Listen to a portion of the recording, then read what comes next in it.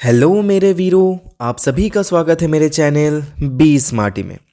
तो आज के इस इम्पॉर्टेंट वीडियो में हम लोग from the diary of Anne Frank के बहुत ही इंपॉर्टेंट क्वेश्चन आंसर्स देखने वाले हैं।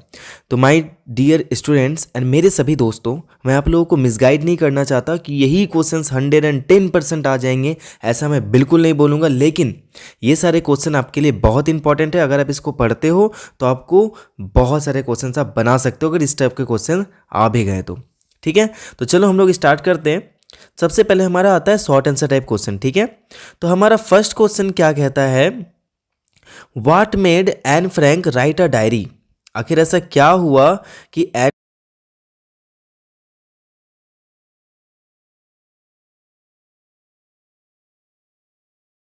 और वो क्या करती थी, किसी को भी अपने थॉट्स वगैरह नहीं बताना चाहती थी, क्योंकि वो बिलीव करती थी कि उसकी कोई भी अच्छी फ्रेंड नहीं है, कोई सच्ची फ्रेंड नहीं है जिसके साथ वो क्या कर सके, अपने सारे थॉट्स को शेयर कर सके। इसीलिए उसने लास्ट में क्या किया, एक आइडिया निकाला, एक ऑप्शन ढूंढा, डैट इज़ कि वो डायरी लिखेगी, और इसीलिए उसने डायरी लिखना स्टार्ट किया। तो यहाँ पे मैं आंसर्स दे देता हूँ, आप अच्छे से इसको स्क्रीनशॉट ले लेना ताकि आपको आंसर्स लिखने में कोई प्रॉब्लम ना आ जाए। नेक्स्ट क्वेश्चन हमारा पूछा गया है कि describe Anne's love for her grandmother. हमें कैसे पता चलेगा कि एन फ्रैंक जो थी वो अपने दादी माँ से बहुत ज़्यादा प्यार करती थी। तो एन फ्रैंक खुद ही कहती है कि मैं खुद बता भी नहीं सकती कि मैं अपने दादी से कितना ज़्यादा प्यार करती थी, और अभी भी करती हूँ। मेरी दादी माँ मेरे लिए बहुत कुछ थी, वो मुझे बहुत मानती थी और मैं भी उन्हें बहुत मानती हूँ। ठीक है, और वो ये भी बताती है अपनी डायरी में कि हर बार जब वो अपने बर्थडे मनाती थी, सेलिब्रेट करती थी उसकी ग्रैंडमदर के डेथ के बाद, तो वो क्या करती थी, उनकी दादी माँ के लिए एक एक्स्ट्रा कैंडल जरूर जलाती थी, और इससे एन फ्रैंक का अपनी ग्रैंडमदर के प्रति लव शो होता है। ठीक है, चलिए अब हम लोग चलते हैं next question, and that is what does Anne write in her first essay. तो एन फ्रैंक ने अपने फर्स्ट एसे में आखिर क्या लिखा। बहुत ही अच्छा क्वेश्चन है। तो हम सभी को पता है कि सबसे पहले तो मैं इस चीज़ पे बात करता हूँ कि आखिर एन फ्रैंक को एसे लिखने क्यों मिला था। एन फ्रैंक जो थी वो क्लास में बहुत ही ज़्यादा बात करती थी, टॉक करती थी, इसीलिए जो मिस्टर किजिंग थे वो बहुत ही ज़्यादा उससे चिढ़े हुए रहते थे। तो उन्होंने सबसे पहला एसे लिखने के लिए दिया, और वो किस चीज़ पे था, चैटर बॉक्स पे। ठीक है, तो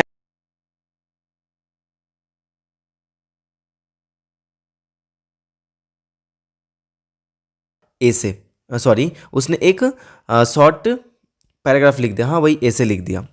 तो उसमें उन्होंने उसने क्या बताया कि टॉकिंग करना एक स्टूडेंट का ट्रेट होता है, यानी गुण होता है, और ये गुण उसको उसकी मॉम से मिला हुआ है। क्यों? क्योंकि उसकी मॉम जो थी वो भी बहुत ज़्यादा बात करती थी, और इसीलिए उनका गुण जो है वो उस तक ट्रांसफ़र हो गया। क्यों? क्योंकि इनहेरिटेड ट्रेट्स है, तो इस पे कोई भी एक्शन नहीं लिया जा सकता। और एन फ्रैंक क्या बोलती है कि वो पूरी कोशिश करेगी अपने इस ट्रेट को, अपने इस फीचर को बचा कर रखने का और ज़्यादा यूज़ ना करने का।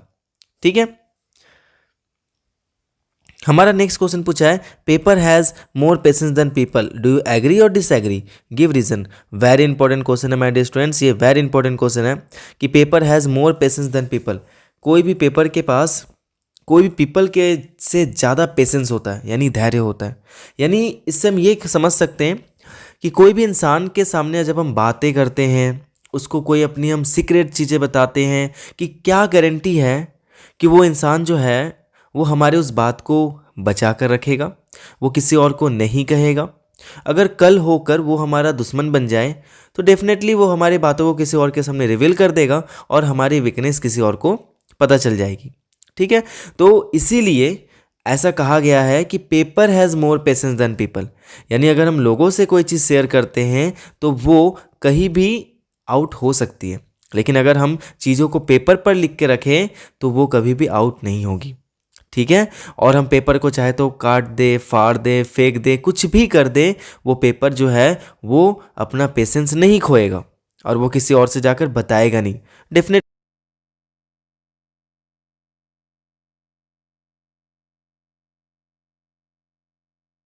को हम अपनी इंटरनल चीज़ें बताते हैं, इंटरनल फीलिंग्स, इमोशंस बताते हैं, तो वो सामने वाला इंसान हो सके तो हमारी बातों में इंटरेस्ट ना ले। या फिर वो क्या हो जाए, बहुत जल्दी बोर हो जाए और हम अपनी बातों को उसके सामने नहीं रख पाते।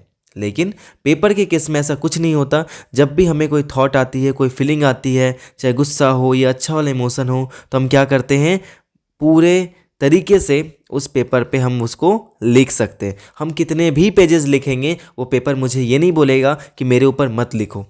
तो इसीलिए यहाँ पे कहा है कि पेपर के पास पीपल से ज़्यादा पेशेंस होता है। ठीक है, आई होप कि आप ये क्वेश्चन समझ गए होंगे और ये क्वेश्चन आपका लॉन्ग आंसर टाइप में भी पूछा जाएगा। तो चलिए हमारा नेक्स्ट क्वेश्चन है, why does N feel that writing in a diary is really a strange experience.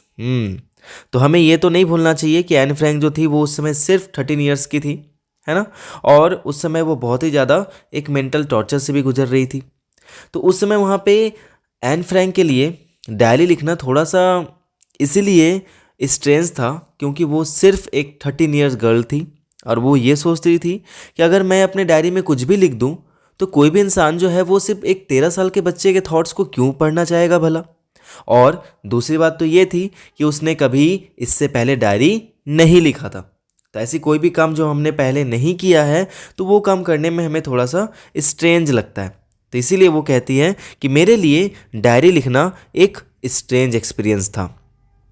Next question, how was an getting along with her teachers, why was mister किजिंग annoyed with her. ठीक है, तो ये तो सबको पता है, हमने कहानी में क्या पढ़ा था कि एन फ्रैंक जो थी वो अपने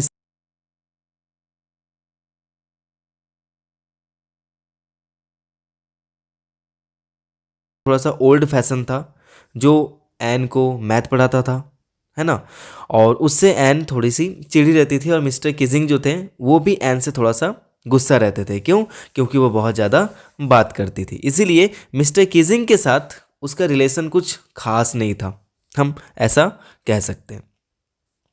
हमारा नेक्स्ट क्वेश्चन है कि how did an justify her habit of talking in her first essay a chatter box. तो ये मैंने आपको कैसे बता दिया कि चैटिंग करना यानी टॉकिंग करना एक स्टूडेंट का ट्रेट है, ऐसा एन फ्रैंक ने बताया, तो आप मत करने लग जाना। तो वो कहती है कि टॉकिंग करना एक स्टूडेंट का ट्रेट है और ये जो ट्रेट है, ये जो गुण है, वो उसको उसकी मॉम से मिला हुआ है। क्यों? क्योंकि उसकी मॉम भी बहुत ज़्यादा टॉकिंग करती थी, लेकिन फिर भी वो पूरी कोशिश करेगी कि वो इस ट्रेट को अपने काबू में रखे, यानी वो ज़्यादा बातें ना करे। ठीक है, आपका आंसर यहाँ से मिल गया होगा। नेक्स्ट हम लोग चलते हैं अगला question, why was the entire class quaking in its boots. सभी क्लास वाले जो हैं वो क्यों शोरगुल मचा रहे थे, बहुत ही ज़्यादा हल्ला गुल्ला कर रहे थे, है ना।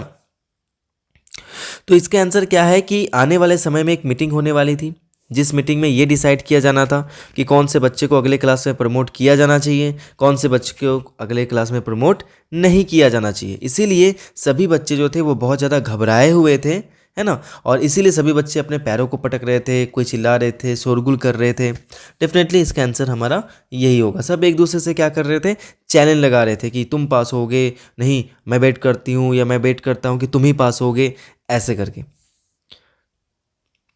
नाउ नेक्स्ट, अब हम लोग चलते हैं लॉन्ग आंसर टाइप क्वेश्चंस। ठीक है, इसके आंसर आपको 100 to 120 वर्ड्स में देने हैं और ध्यान रखना ये आपके 5 मार्क्स कैरी करेंगे।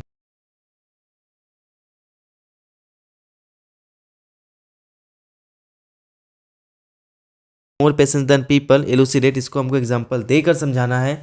तो मैंने आपको ये पहले ही समझा दिया, तो मैं इसको फिर से पढ़ूंगा नहीं, मैं आपको क्या कर रहा हूँ, सिर्फ शो कर दे रहा हूँ।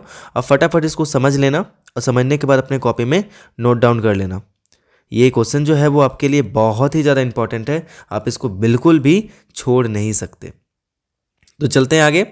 नेक्स्ट है give a brief character sketch of Anne Frank. Anne Frank का हमें क्या करना है, एक ब्रीफ कैरेक्टर स्केच देना है। तो एन जो थी वो एक 13 ईयर्स ओल्ड गर्ल थी, है ना, वो बहुत ही ज़्यादा इंटेलिजेंट थी, उसका ब्रेन ना बहुत ही ज़्यादा शार्प था और वो बाकी सभी गर्ल्स से जो उसके एज की होती थी उससे वो डिफरेंट थी।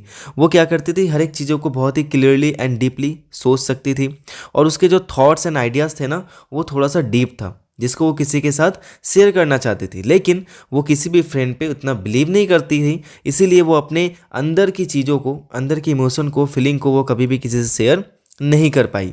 इसीलिए हम कह सकते हैं कि उसका मेंटल लेवल बाकी बच्चों के मेंटल लेवल से थोड़ा सा तो अलग था। एन के अगल बगल बहुत सारी फ्रेंड्स हुआ करती थी जिनसे वो ऑर्डिनरी बातें किया करती थी, लेकिन वो अपनी जो बोलते हैं ना इंटरनल फीलिंग्स, इमोशंस, अभी मैंने बताया, वो चीज़ें वो शेयर नहीं कर पाती थी। इसीलिए उसने क्या डिसाइड किया कि वो क्या करेगी, एक डायरी में लिखेगी, क्योंकि उसके पास इतनी समझ थी, वो एक इंटेलिजेंट गर्ल थी कि अगर मैं अपनी चीज़ों को किसी और को बताऊं तो हो सकता है कि वो चीज़ को किसी और के सामने रिवील कर दे, है ना। और इसीलिए वो क्या करती है, अपने डायरी में चीज़ों को लिखती है। उसके बाद हम कह सकते हैं कि मिस्टर केजिंग ने जब उनको ऐसे दिया लिखने के लिए, तो उस समय एन ने बहुत ही अपने क्रिएटिव माइंड का यूज़ किया और बहुत सारे अच्छे अच्छे आर्ग्यूमेंट्स भी दिए। इससे हम ये भी कह सकते हैं कि एन फ्रैंक जो थी वो एक क्रिएटिव गर्ल थी, है ना। और उसके पास एक अच्छा